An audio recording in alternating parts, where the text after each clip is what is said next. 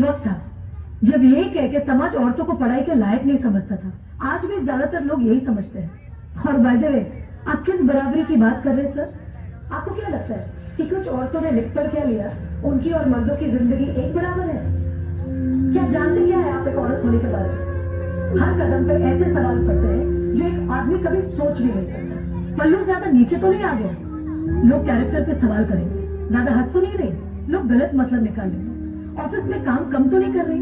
लोग औरतों की बस की बात नहीं है ये कह के प्रमोशन रुकवा देंगे। इसके अलावा हमें रोज ऐसी चीजों के बारे में सोचना पड़ता है जो सिर्फ और सिर्फ एक औरत ही समझ सकती है। ब्रा का स्ट्रैप तो नहीं दिख रहा, वो जो तब से घूर रहा है कुछ उल्टा सीधा तो नहीं करेगा? सर, भीड़ में कोई भी मर्द हमें जब चाहे जहां चाहे छू सकता है, क्योंकि जब औरत पब्लिक प्लेस में होती है तो वो पब्लिक प्रॉपर्टी बन जाती है। बसेस में औरतों की सीट्स रिजर्व है, इससे मर्दों को तकलीफ है। कहते हैं बराबरी भी चाहिए और रिजर्वेशन भी। अरे जब हर महीने आपके बदन से पानी की तरह खून बहेगा, सर फटेगा और पैर फूल जाएंगे ना, तब हम औरत मर्द की बराबरी की बात करेंगे। इसलिए कृपा करके औरतों को क्या करना चाहिए और क्या नहीं, इसमें अपनी एनर्जी बर्बाद न करके औरतें क्या चाहती है उन्हें वो करने का मौका तो मिलता रहे, इसके बारे में हमें सोचना चाहिए। बराबरी तो बहुत दूर की बात है सर, फिलहाल हिस्सेदारी मिल जाए ना, वही बहुत है।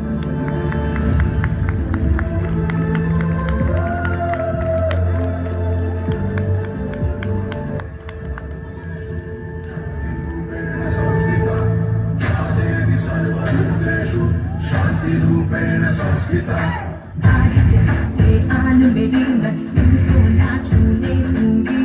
जान को चाहे चलनी कर दो, मान को ना छूने दूंगी। छू के देखो दिल मेरा, तुम्हें दिल में अपने बदलूंगी। पर छेड़ के देखो तुम मुझको, मैं तुमको नहीं छोड़ूंगी। मैं तुमको नहीं छोड़ूंगी।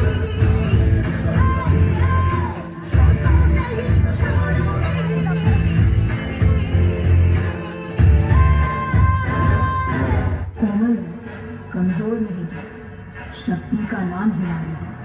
हिम्मत कर, जीतेगी तू कब किससे हारी है।